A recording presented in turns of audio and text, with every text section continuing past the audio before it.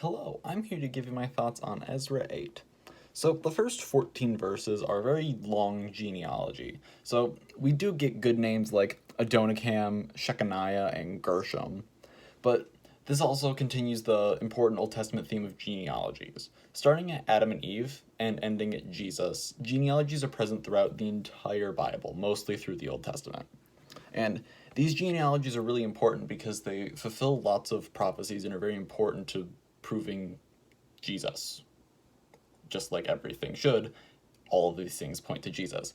Eve's descendant will crush the serpent under his foot, and the Messiah is prophesied to be of the line of David. And these genealogies continue from Adam and Eve to Noah, because, everything just kind of funnels towards Noah. And then after Noah, it goes to David, and then it finally carries all the way through into the Gospels to prove that Jesus is descended from David.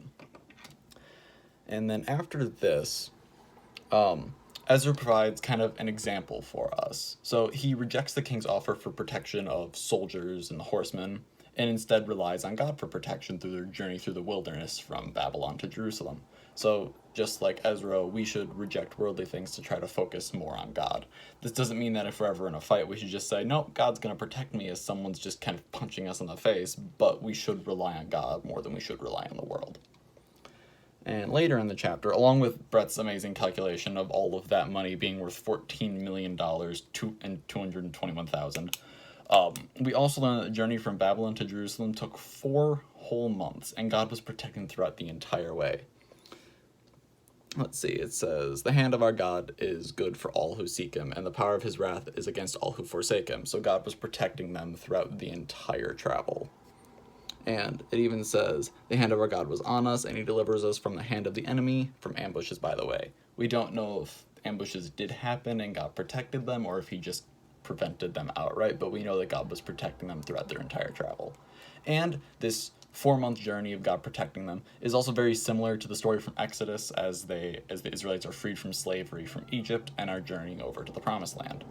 And when they do arrive in Jerusalem, they see the wonderful new temple, and they make about 197 sacrifices of bulls, rams, lambs, and goats. And this is very similar to the dedication sacrifice from chapter 6, the most notable similarity being the 4 different types of animals, which are the most common sacrifices, and the fact that both of them involved 12 male goats, whatever that is symbolic of.